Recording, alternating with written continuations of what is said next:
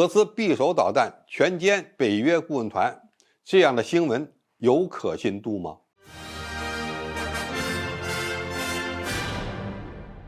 观众朋友，大家好，我是付延绍。近日，俄罗斯空天军1天之内向乌克兰境内发射了6枚匕首式高超音速导弹。此事呢，引起了广泛的关注，因为使用价值高昂的高超音速导弹打击基础设施，会让很多人难以理解。随后就有了猛料传出，俄罗斯的匕首导弹摧毁的可不是一般的目标，而是北约在乌克兰的地下影子参谋部。根据俄罗斯媒体的报道，这个影子参谋部位于乌克兰西部的利沃夫附近的一个地堡里，其深度在80到120米之间。当时在地堡里工作的人员有300多人，其中有40人为来自英国和波兰的专家，他们大多是退休的北约军官和顾问。被匕首导弹命中后，这个北约用来控制乌克兰防空网的战略指挥所被彻底摧毁，从废墟中救出了40多人，那就意味着仍有260人左右被报销了。为了佐证这个消息，俄罗斯媒体还报道称，乌克兰随后就与美国驻基辅大使馆进行了联系，还有消息称，有关透露这件事的互联网账号被封了25个。所以俄罗斯媒体认定这是在封锁消息，而这则消息现在已经成了中国互联网上讨论的热点。如果从表面现象分析，的确有比较高的合理性。首先，它可以解释俄罗斯军队为何会使用昂贵的匕首高超音速导弹打击乌克兰的目标。第二，匕首式高超音速导弹的确有强大的钻地攻击能力。第三，北约的确正在向乌克兰交付现代化的防空系统，包括 IRIS 防空导弹系统以及 NASAMS 地空导弹系统、爱国者地空导弹系统等等。但是如果我们仔细分析这则新闻的话，就能发现与去年发生的马里乌波尔大鱼事件有非常相似的地方。这主要表现的就是信息源头只有来自俄罗斯方面的自媒体，而北约方面没有任何反应，乌克兰方面也没有能够佐证这则新闻事件的声音。这则来自俄罗斯自媒体的爽文很可能又是一起谣言。首先，北约不大可能在乌克兰建立秘密总部，如果有这样的总部，也会将其设在波兰，而不是设在乌克兰。北约现在对乌克兰军队的作战是全力支援，而不是亲自下场。如果要设立影子参谋部，那也会将这个影子参谋部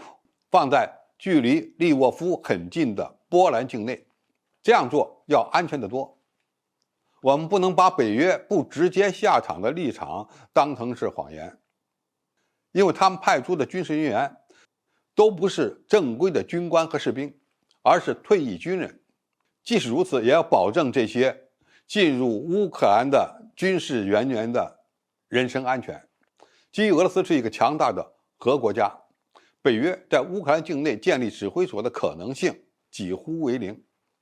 这么做不但违反了北约在乌克兰危机上的政策，也违反了保护北约成员国军官生命安全的基本要求。第二，西方援助乌克兰的防空系统不需要一个总部来集中指挥，一般都是在国外培训以后交给乌克兰军队自己来控制，包括爱国者导弹系统也是一样的，不见得需要有美军在乌克兰参战。西方援助乌克兰的防空系统有好几种，这些武器系统往往都是独立运作的。如果需要融入指挥控制系统，那也要融入整个乌克兰的防空体系。西方国家最多是提供一些后勤保障方面的协助，送武器已经够意思了，直接下场恐怕根本没有这个必要。第三，匕首导弹虽然拥有较强的钻地能力，但是它打不穿80到100米深的地堡。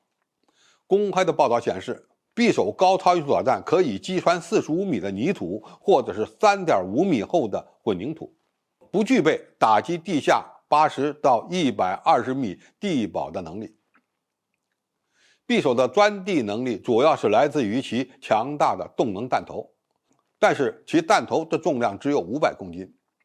美军13.6吨重的 GPU-57 钻地弹，其钻地能力还不到40米。如果乌克兰真的把这样的地下堡垒建在80到120米的深处，匕首高超音速导弹是打不穿的。第四，如果北约死了几十名高级别的军人，西方国家不可能毫无动静，就像马里乌波尔大鱼一样。不要说北约一次死了几十名高管或技术人员，就是死了几个高级将领，那也是轰动西方新闻界的大事。现在只有来自俄罗斯媒体的消息，没有北约国家的任何消息，这与马里乌波尔大鱼事件非常相似。总体而言，虽然俄罗斯的匕首高超音速导弹的性能非常强大，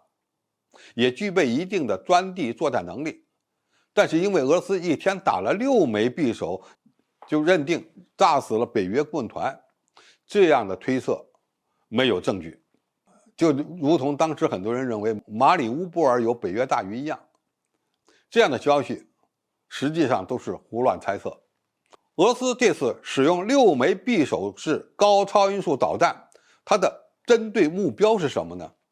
应该说依然是乌军的高价值目标，但这些高价值目标里面